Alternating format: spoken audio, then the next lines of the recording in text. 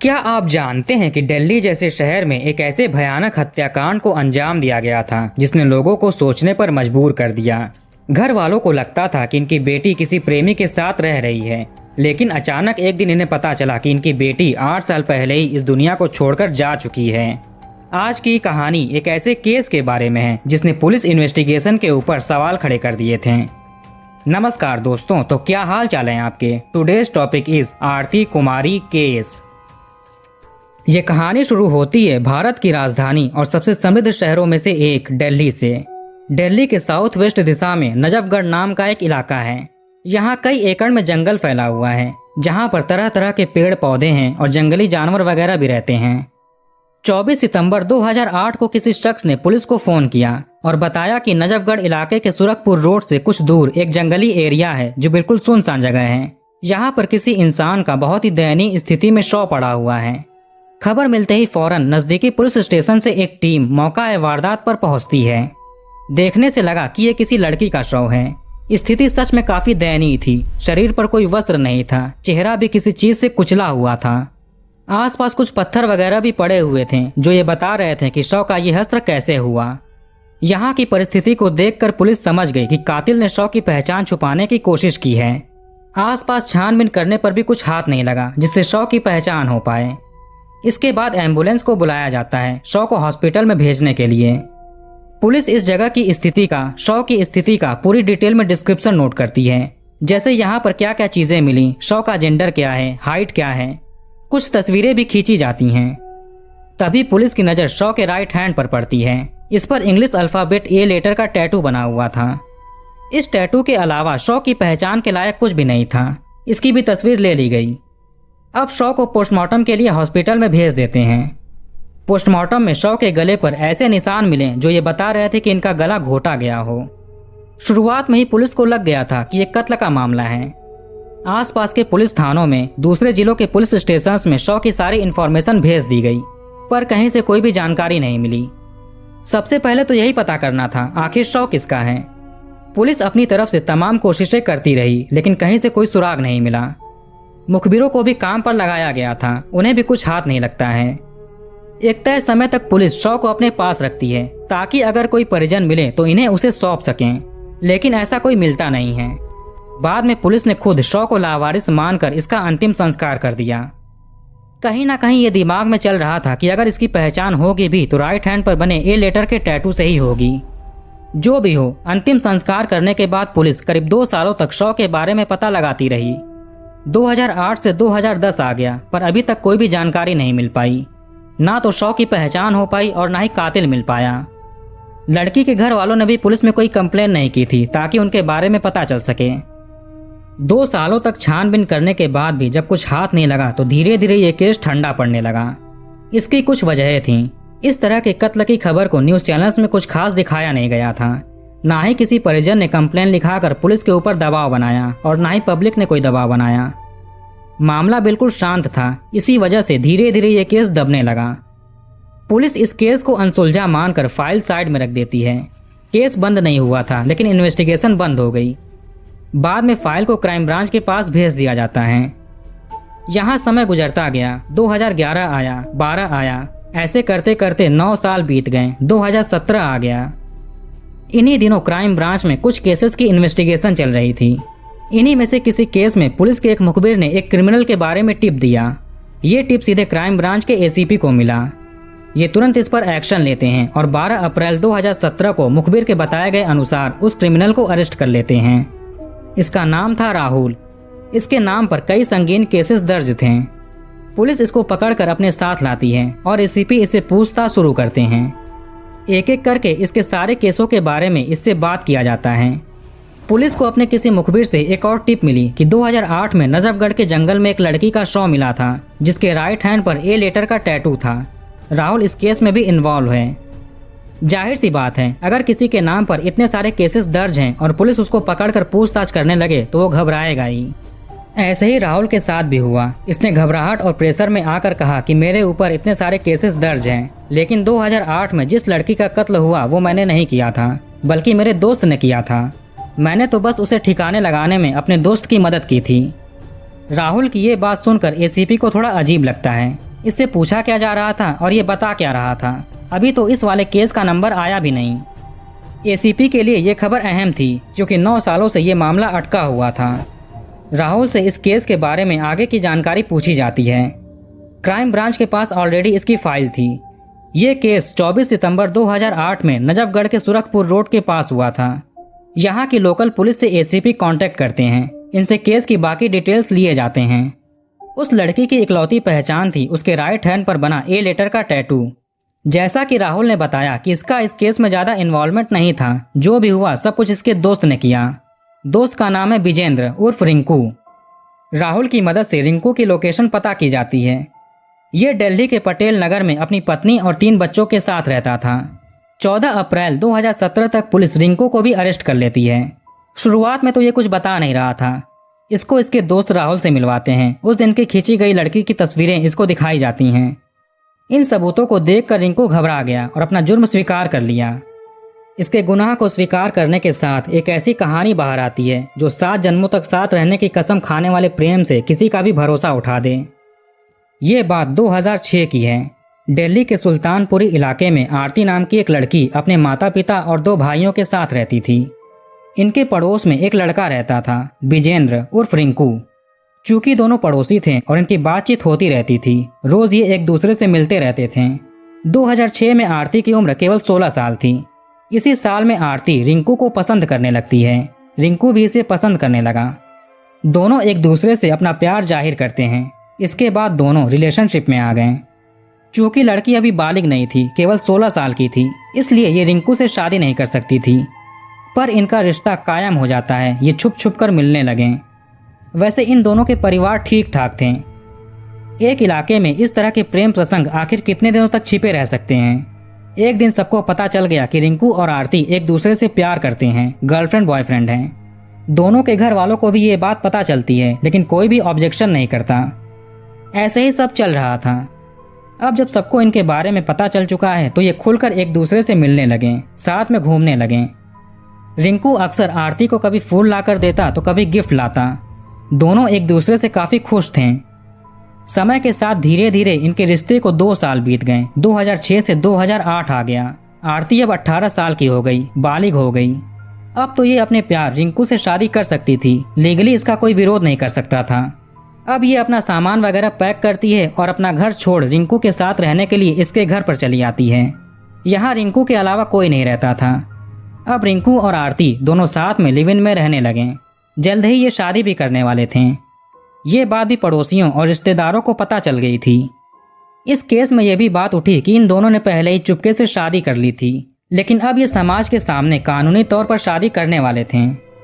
इन दोनों को साथ में रहते हुए जैसे जैसे दिन गुजर रहा था, वैसे वैसे इनके प्यार का रंग भी अब सामने नजर आने लगा। इनका जो प्यार पिछले 2 सालों से चलता आ रहा था, धीरे धीरे अब वो कम होने लगा। दोनों का एक दूसरे से मन हटने लगा। छोटी छोटी बातों पर इनमें कहासुनी शुरू हो गई थी। लड़ाई झगड़े भी होने लगे थे।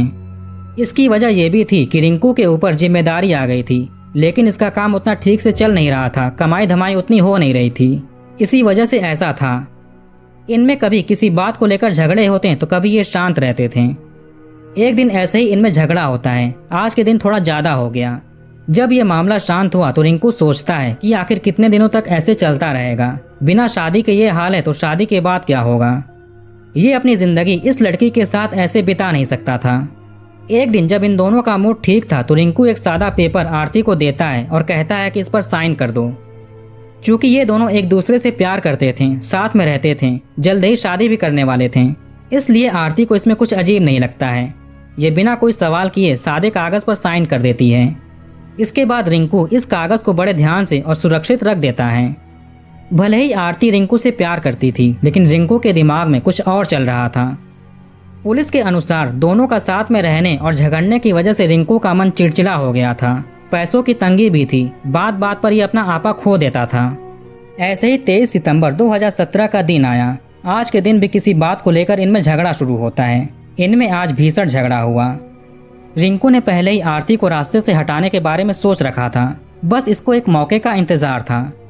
23 सितंबर को इनमें इतना झगड़ा हुआ कि रिंकू गुस्से से तिलमिला उठा और आरती का गला दबाना शुरू कर दिया। कुछ ही पलों में आरती बेसुध होकर जमीन पर गिर गई। पता नहीं ये बेहोश हुई या खत्म हो गई। रिंकू अभी इसके लिए तैयार नहीं था, इसको घबराहट होने लगती है। इसके बाद ये अपने एक दोस्त राहुल को फ़ोन करता है, उसको सारी चीज़ें बताता है। कहीं ना कहीं रिंकू ने प्लानिंग कर ली थी। उधर इसके दोस्त राहुल के ऊपर पहले से ही कई केसेस दर्ज थे, ये क्रिमिनल माइंडेड था। राहुल रिंकू से फ़ोन पर कहता है ठीक है ये मदद करेगा। इसके बाद रिंकू इसे नजफगढ़ आने को बोलता है। अब कत्ल तो हो गया था, बारी थी शव को ठिकाने लगाने की। आखिर ये आरती के घर वालों को क्या जवाब देगा? अगर पुलिस इससे सवाल पूछेगी तो उनका क्या जवाब देगा? ये सारी चीज़ों के बारे में सोचता है। कुछ देर सोचने के बाद रिंकू आरती को जमीन पर छोड़कर घर से बाहर जाता है। इसने कहीं से एक ऑटो बुक किया और उसको घर पर लाया। घर के बाहर ऑटो रुकता है। इसके बाद रिंकू आरती को अपने गोद में लाकर ऑटो की पिछली सीट पर बिठा देता है। रिंकू ने ऑटो वाले से कहा कि ये बीमार है, पता नहीं इसको क्या हो गया है। कभी ये ठीक रहती है तो कभी बेहोश हो जाती है, अजीब अजीब हरकतें करती है। मुझे शक है कि इसके ऊपर किसी आत्मा का साया है। रिंकू आगे कहता है कि आप नजफगढ़ चलो, वहाँ पर एक तांत्रिक बाबा रहते हैं, उनसे इलाज करवाना है। रिंकू ने आरती के दुपट्टे से इसका चेहरा ढक दिया था ताकि इसे देख कर ये ना लगे कि ये मर चुकी है या बेहोश है। ऑटो वाला बिना कोई सवाल किए नजफगढ़ के लिए चल पड़ता है। कुछ ही देर में ये लोग जगह पर पहुँचते हैं। बताए गए जगह पर राहुल अपने एक अंकल की कार लेकर आया था। ये लोग आरती को ऑटो से निकालकर कार में बिठाते हैं। रिंकू ऑटो वाले को उसका किराया देकर भेज देता है। ये रात का समय था। राहुल और रिंकू आरती के शव को लेकर एक सुनसान जगह पर जाते हैं। चूँकि ये रात का वक्त था तो लोगों की चहल पहल भी नहीं थी। ये लोग गाड़ी से नजफगढ़ के सुरखपुर रोड पर जाते हैं। यहाँ पर ना के बराबर लोग थे। इन्होंने आरती के शव को कार से निकाला और एक झाड़ी में ले गए। इसके बाद रिंकू आरती के सारे कपड़े उतारता है ताकि कोई भी इसके कपड़ों से इसकी पहचान ना कर सके। कपड़ों से तो नहीं लेकिन चेहरे से पहचान कर सकते थे। इसके लिए रिंकू राहुल के साथ मिलकर एक पत्थर से चेहरे पर वार करता है ताकि चेहरा बिगड़ जाए और कोई इसकी पहचान ना कर पाए। वैसे आरती के राइट हैंड पर ए लेटर का परमानेंट टैटू था, ए फॉर आरती। शव को ठिकाने लगाने के टेंशन में और रात के अंधेरे में शायद रिंकू टैटू के बारे में भूल गया था। इसके बाद ये लोग शव को झाड़ी में छोड़कर चले जाते हैं। अब अगले दिन 24 सितंबर 2008 को किसी ने पुलिस को खबर दी कि सुरखपुर इलाके में किसी का शव मिला है। पुलिस मौका वारदात पर आती है, शव को कब्जे में लेती है। इसके बाद इनका जो इन्वेस्टिगेशन था वो शुरू होता है। एक तरफ ये लोग इन्वेस्टिगेशन कर रहे थे तो दूसरी तरफ रिंकू आरती का उसके साथ होने के सारे सबूत मिटा रहा था। पहले आरती अपने घर पर रोज फोन किया करती थी, घर वालों से बात करती थी। जब भी ये फ्री होती तो अपने घर पर चली जाती, परिवार से मिलती थी। लेकिन 23 सितंबर के बाद से अचानक आरती का कॉल, मैसेज सब कुछ आना बंद हो गया। घर वाले कॉल करते हैं तो इसका फ़ोन स्विच ऑफ बताता। ऐसे ही कई दिन बीत गए। आरती के घर वालों को अपनी बेटी की कोई खोज खबर नहीं थी। इससे पहले कि इन्हें रिंकू पर कोई शक हो और ये रिंकू से कुछ पूछें या पुलिस के पास जाएं, अक्टूबर के शुरुआती हफ्ते में एक टी वेंडर के जरिए आरती के घर वालों के पास एक लेटर पहुंचता है। ये लेटर इनकी बेटी आरती की तरफ से घर वालों को आया था। इसमें लिखा था कि मुझे एक लड़के के साथ प्यार हो गया है, मैं उसके साथ खुश हूँ। रिंकू से अब मेरा कोई रिश्ता नहीं है। मैं जैसे सपने देख रही थी रिंकू वैसा नहीं है। मैंने रिंकू को हमेशा के लिए छोड़ दिया है। मैं जिससे प्यार करती हूँ उसके पिता एक वकील हैं।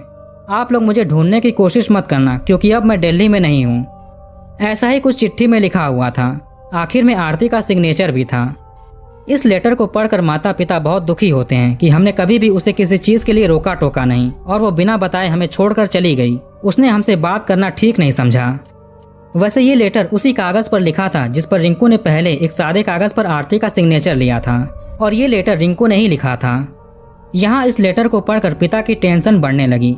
ये अपनी बेटी से बहुत प्यार करते थे। लेटर घर वालों को मिलने के कुछ दिनों के बाद रिंकू आरती के माता पिता से मिलने के लिए उनके घर पर आता है। ये दुखी और अनजान होने की एक्टिंग कर रहा था। इसने आरती के माता पिता से बोला कि पता नहीं आरती कहाँ चली गई। उसने मुझसे झगड़ा किया और घर छोड़कर चली गई। उस दिन के बाद से आज तक उससे बात नहीं हुई, पता नहीं वो कहाँ पर है। आरती की माँ कहती हैं कि आरती यहाँ पर भी नहीं आई। कुछ दिनों पहले उसका एक चिट्ठी आया था। उस लड़की को किसी वकील के बेटे से प्यार हो गया है। वो उसी लड़के के साथ रहना चाहती है। वो दिल्ली से चली गई। ये बात सुनकर रिंकू ऐसे रोने की एक्टिंग करने लगा जैसे इसको कुछ पता ही नहीं है। ये रोते हुए कहने लगा कि आरती मेरे साथ ऐसा कैसे कर सकती है। मैंने तो उससे इतना प्यार किया था, आखिर वो मुझे कैसे छोड़ सकती है। रिंकू को रोता बिलखता देखकर आरती के माता पिता इस पर तरस खाने लगते हैं। इसको जैसे तैसे समझाते बुझाते हैं। फिर ये यहाँ से चला गया। अब समय बीत रहा था। उधर पुलिस शव की खोजबीन कर रही थी, लेकिन कुछ भी पता नहीं चल रहा था। इधर रिंकू जब भी किसी जानने वाले को देखता तो अपना चेहरा लटका लेता था, जैसे ये आरती के जाने की वजह से दुख में डूब चुका है। बाद में इसने अपना ये घर बेच दिया और पटेल नगर में शिफ्ट हो गया। लोगों को रिंकू का दुख देखा नहीं जा रहा था। लोग इससे कहने लगे कि तुम आरती को भूल जाओ, वो जिससे प्यार करती है उसके साथ खुशी से रह रही होगी, फिर तुम क्यों इतने दुख में डूबे हुए हो? तुम शादी कर लो, जिंदगी में आगे बढ़ो। लोग इसके ऊपर शादी का दबाव बनाने लगते हैं ताकि इसके ऊपर कोई जिम्मेदारी आ जाए और ये आरती को भूल जाए। अक्टूबर 2009 में पटेल नगर में रहने वाली एक लड़की से इसकी शादी करा दी जाती है। ये भी शायद इसका प्लान था। शादी के बाद इसने शर्त रखी कि ये अपनी पत्नी को आरती के नाम से ही पुकारेगा, जबकि इसकी पत्नी का नाम कुछ और था। अब भी लोग इसको देखकर तरस खाते थे कि इसकी शादी हो गई, फिर भी ये आरती के प्यार में इतना पागल है कि अपनी पत्नी का नाम ही आरती रख दिया। लोगों की हमदर्दी इससे बढ़ रही थी। आरती के पिता को इनकी बेटी का लेटर मिलने के बाद इनकी तबीयत बिगड़ने लगी थी। इनकी तबीयत ऐसी बिगड़ी कि कभी ये ठीक नहीं हो पाए और कुछ ही सालों में इनकी मृत्यु हो गई। आरती के घर वालों को लगता था कि आरती ने किसी वकील के लड़के से शादी की है और उसके साथ रह रही है। उसने लेटर में लिखा है कि उसको ढूंढने की कोशिश मत करना, इसलिए माँ और दोनों भाई आरती को ढूंढने की कोशिश नहीं करते हैं। उधर जब पुलिस को शव की पहचान करने वाला कोई भी नहीं मिला तो लावारिस मानकर इसका अंतिम संस्कार कर दिया गया। धीरे धीरे आरती का कत्ल हुए 9 साल गुजर गए। रिंकू के 3 बच्चे हो चुके थे। तीनों बेटे थे, 7 साल, 5 साल और 2 साल के। 11 अप्रैल 2017 को दिल्ली क्राइम ब्रांच में एसीपी का फोन बजता है। किसी मुखबिर ने इन्हें राहुल के बारे में बताया। 12 अप्रैल तक राहुल पुलिस की गिरफ्त में आ जाता है। 13 अप्रैल तक पुलिस को राहुल के एक दोस्त रिंकू के बारे में पता चलता है, जिसने अपनी लिव इन पार्टनर आरती का कत्ल किया था। 14 अप्रैल तक रिंकू भी पकड़ा गया। चूंकि वारदात को हुए 9 साल बीत चुके थे, शव का तो अंतिम संस्कार भी हो चुका था। ये आदमी सच बोल रहा है या नहीं, इसको साबित करना बहुत मुश्किल था और सबूत भी चाहिए थे। याद आया कि आरती के राइट हैंड पर टैटू बना हुआ था, शव के राइट हैंड पर भी टैटू था। पुलिस के पास इसकी तस्वीर भी थी। रिंकू ने कन्फर्म किया कि यह शव आरती का ही है, इसने ही कत्ल को अंजाम दिया था। इसके बाद पुलिस आरती के घर वालों के पास जाती है। आरती के भाई से पूछते हैं कि आपकी बहन आरती के राइट हैंड पर कोई टैटू बना था या नहीं, और बना था तो किसका बना था। भाई बताते हैं कि टैटू बना था और इसकी बहन आरती के नाम का पहला लेटर था। इसके बाद भाई को शव के टैटू की तस्वीर दिखाते हैं। इस टैटू से भाई अपनी बहन को पहचान गए। इतने सालों से सबको लग रहा था कि आरती कहीं पर अपने पति के साथ रह रही है। आज पता चला कि उसका कत्ल 2008 में ही हो गया था। वो जो इससे प्यार करता था, साथ रहने की कस्में खाई थीं, उसी ने इसका कत्ल कर दिया। घर वाले ये बात जानकर बिल्कुल सन्न रह गए। अब तो कुछ हो भी नहीं सकता था। ठोस सबूत इकट्ठा करने मुश्किल थे, लेकिन पुलिस ने कुछ एविडेंसेस और गवाह इकट्ठा किए। चार्जशीट तैयार की, जिसमें रिंकू को मेन अक्यूज्ड और राहुल को को अक्यूज्ड बनाया गया। फिर सेशन कोर्ट में मुकदमा शुरू होता है। फिलहाल दोनों जेल में कैद हैं। तो कहानी को यहीं पर खत्म करते हैं। आप कमेंट करके बताइए कि वीडियो आपको कैसा लगा। इस वीडियो को लाइक और शेयर जरूर करिए और हमारे चैनल को सब्सक्राइब करके बेल आइकन ऑन कर लीजिए। मिलते हैं नेक्स्ट वीडियो में।